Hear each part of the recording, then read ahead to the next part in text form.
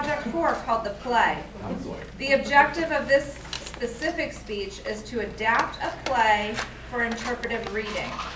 A play is a story told in the form of action and dialogue.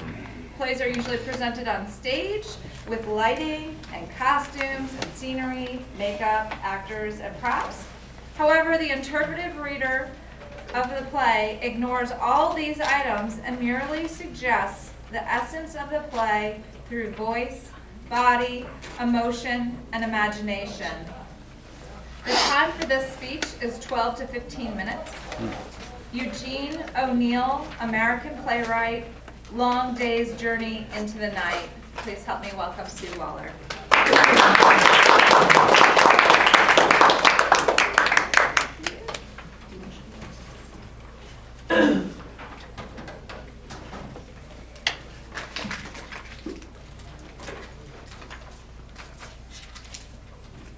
Good morning, fellow Toastmasters and guests. Good morning. Eugene O'Neil, born in New York City in 1888, died in Boston in 1953. He was 65 years old. It was a well-known fact that his father and his son and himself were notorious alcoholics. With this in mind, O'Neil was able to capture 4 Pulitzer Prizes and 1 Nobel Prize. An interesting item is his great-granddaughter, she married Charlie Chaplin. A lot of his characters were on the fringes of society. They struggled to maintain their hopes and aspirations, but ultimately they slid into despair. O'Neil had one well-known comedy. It was called Wilderness. But nearly all of his plays involved some degree of tragedy and pessimism. Long Day's Journey into Night, Eugene O'Neil. It's a 4-act play. We're just going to hear a part of 1 act. There's 4 players. You have Dad, who is James Tyrone. You have Mom, who's Mary Tyrone. And then you have James Tyrone Jr., and you have Edmund Tyrone, who is very ill. So you have to see the scene, and what you have before you is a living room. And beyond it in the back is the backyard, and it backs up to a big, wide river. Mom and Dad just walked in from the breakfast room, and they're looking and talking to each other. Mom's, she's probably about 55, Dad's about 65.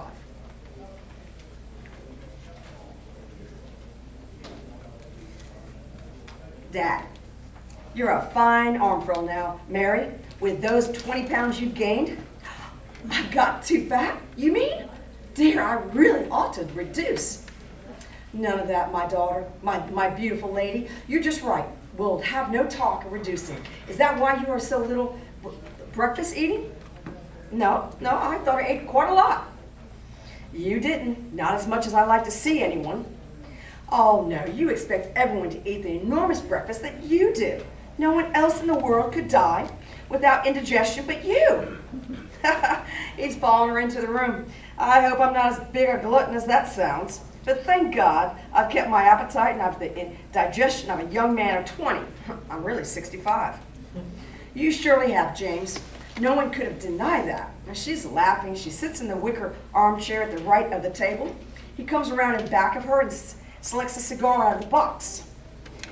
He cuts it with a little clipper. And from the dining room, you can hear Jamie, Edmund, their voices are heard.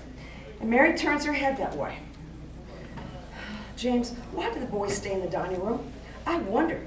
Kathleen, she has got to clear the table. Ha, well, honey, it's a secret confab. They don't want me to hear, I suppose. I bet they're cooking up some new scheme to touch the old man. She's very silent in this, keeping her head turned toward their voices. Her hand appears on the tabletop. She's moving it restlessly. She's moving it. He lights that cigar, sits down in the rocker, and there he's puffing away contently. There's nothing like the first after-breakfast cigar, if it's a good one. And this new lot, they got the right mellow flavor. They're a great bargain. I got them dead cheap. It was McGuire. He put me onto them. Really, sweetheart? I hope he didn't put you onto any new piece of property at the same time. His real estate bargains don't work out so well. Here, her husband's very defensive at this point. I wouldn't say that, Mary. After all, he was the one who advised me to buy that place on Chestnut Street, and I made a quick profit. She's smiling. I know, the famous one stroke of good luck. I'm sure McGuire never dreamed. Never mind, James. I know it's a waste of breath trying to convince you that you're not a real estate tycoon. He's getting huffy. I have no such idea, but land is land, and it's safer than stocks and bonds of Wall Street with swindlers. But let's not argue about business this early, sweetheart. Mary's listening. The boys' voices are heard again. One has a fit of coughing. Really? Her fingers are playing nervously. She says to her husband, James, it's Edmund. You ought to scold for not eating enough. He's hardly touched anything except coffee. He needs to keep up his strength. I keep telling him that, but he says he has no appetite. Of course, there's nothing that takes away your appetite like a bad summer cold. Oh, sweetheart, it's only natural, so don't let yourself get worried. Mary answers him very quickly. Oh, I'm not. I know he'll be all right. In a few days, he takes care of himself. As if she wanted to dismiss the subject, but she can't. But it does seem a shame you should have to be sick right now. Sweetie, it's bad luck. He gives her a quick, worried look, but you mustn't let it upset you. Remember, you've got to take care of yourself, too. I am not upset, James. There's nothing to be upset about. What makes you think I'm upset? Nothing, except you seem a bit high-strung the past few days. Forcing a smile, I have? Nonsense, dear. It's your imagination. You know, you really must not watch me all the time, James. I mean, it makes me self-conscious. He puts his hand over one of her nervous fingers. He says, sweetheart, now, it's your imagination. If I had to watch you, it was to admire how fat and beautiful you look. I can't tell you the deep happiness it gives me to see you as you've been since you came back to us. He leans over, kisses her cheek, and then turns back and with a constrained air. So keep up the good work, Mary. She turns her head away. I will, dear. She gets up restlessly and goes over to the window.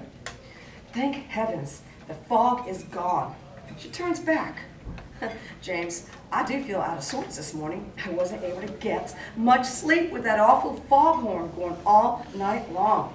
Yeah, darling, it's like having a sick whale in the backyard. It kept me awake, too. No, James, I mean, you're the foghorn. You snore so bad. It was like 10 foghorns. They couldn't disturb you. You haven't a nerve in you. Well, nonsense, Mary. You always exaggerate about my snoring.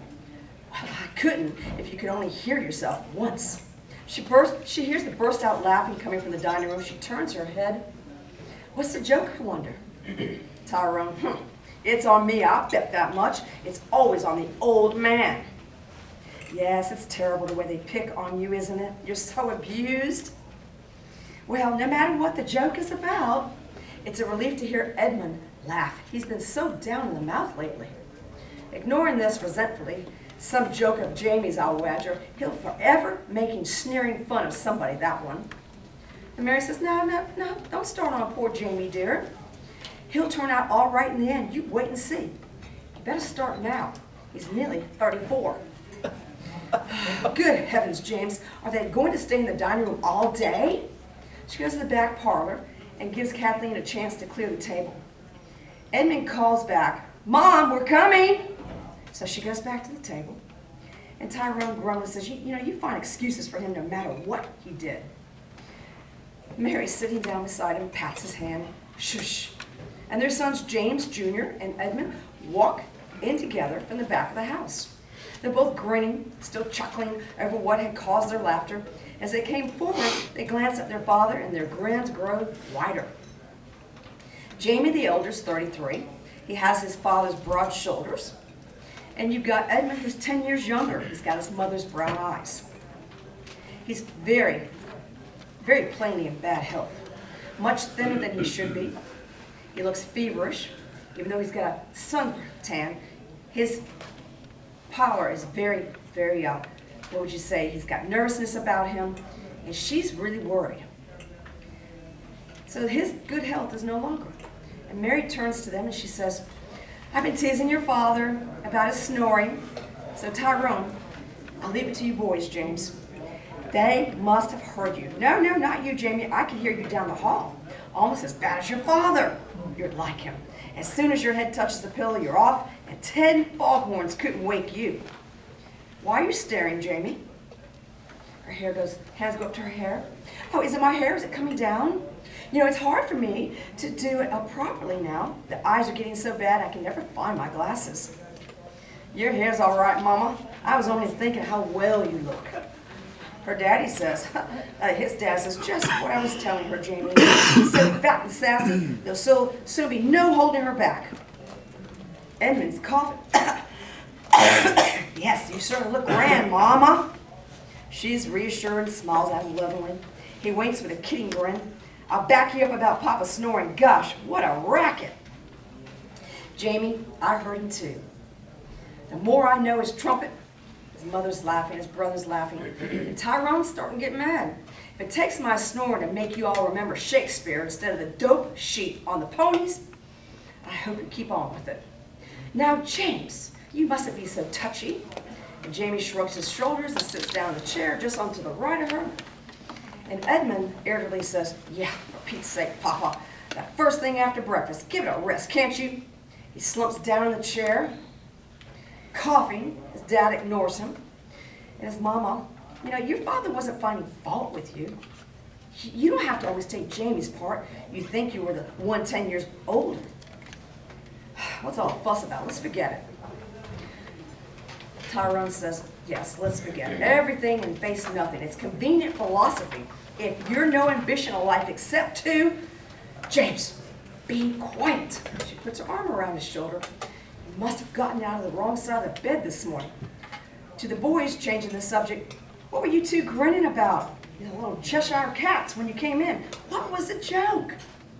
Daddy says, yeah, let us in on it, lads. I told your mother I knew damn well it'd be on me, but never mind that. I'm used to it. Dad, don't look at me like that. This is a kid's story. Edmund's coughing again, but he's grinning. I meant to tell you last night, Papa, but I forgot. Yesterday, I went for a walk and I dropped in at the inn. Mom says to him, you shouldn't drink now, Edmund. Well, who do you think I ran into? Beautiful bun-on was Shaughnessy, that tenant on that farm of yours. Oh, that dreadful man. But he's so funny. Her husband says, he's not so funny, sweetheart. When you're his landlord, he's a wily shanty Mick, that one. He could hide behind a corkscrew. Complaining about now. Edmund, well, I'm damn sure he's complaining. I suppose he wants his rent lowered. I'll let him have the place for almost nothing just to keep someone on it. He never pays that till I threaten to evict him. Edmund's coughing. No, he didn't beef about anything. Dad, he was so pleased with life, he even bought a drink. That's practically unheard of. He was delighted because he had a fight with your friend, Hawker, the Standard Oil millionaire, and won a glorious victory. Oh, Lord James, you really have to do something. Bad luck to Shaughnessy, huh? No, Dad. I'll bet you the next time you see Hawker at the club, give him my respectful bow. He won't see you. Look, James, I'm your brother. What's going on? Well, it's like this. No gentleman harboring a tenant who isn't humble in the presence of a king of America. Never mind the social scandal. I don't care to listen. Tyrone, go on with your story, Edmund. Well, he's looking at his dad laughing. Well, you remember, Papa, the ice pond on Harker's estate? It's right next to the farm you own. And you remember that your tenant, he keeps pigs? Well, they were bathing the millionaire's ice pond, and he went nuts. He says that we broke the fence. And now these pigs are wallowing free in his pond. What good heavens? Tyrone says, I am sure he did. Dirty scallywag, it's like him. So Hawker came in person to rebuff you all. A very boneheaded play if I needed any further proof that our ruling plutocrats, especially the ones who inherited their booty, not mental genius, that would clinch it. Turning to his kid, yep, he'd be no match. Keep your damn Antichrist remarks to yourself. I won't have them in my house. What happened? Well, Dad's like this. Harker had as much chance as I would with Jack Johnson. Got a few drinks under his belt and was waiting at the gate to welcome him. He told me he never gave Harker a chance to open his mouth. He began by shouting that he was no slave of Standard Oil. He was a king of Ireland. He had his rights and scum and scum and scum, no matter how much money he had stolen from the poor. Oh, God, oh, my Lord. Tyrone. Mom, then he accused Harker of making his foreman break down the fence to entice his little piggies into the lake. My goodness. Heaven, what a terrible tongue that man has. Listen, sweetheart, that damn old scoundrel, by God, you can't beat him. That dirty blackguard, he'll get me in serious trouble yet. I hope you told him I'd be mad as hell. I told him you'd be tickled to death over the great Irish victory, and so you are. Stop faking it, Papa. Well, I'm not tickled to death. James, you are too. You simply are delighted. No, Mary, as a joke, no. Edmund says, I don't know. It reminded me that Harker, a Standard Oil millionaire, ought to welcome the favor of a hog in his icy water. You did not. You keep your damn socialist antichrist sentiments out of my affairs. Well, Dad, Shaughnessy almost wept because he hadn't thought of that one. But he said he'd include it in a letter he's writing to Harker along with a few other insults he's overlooked. What are you laughing at? There's nothing funny. A fine son you are to help that blackguard get me into a lawsuit. James. Act 1, over.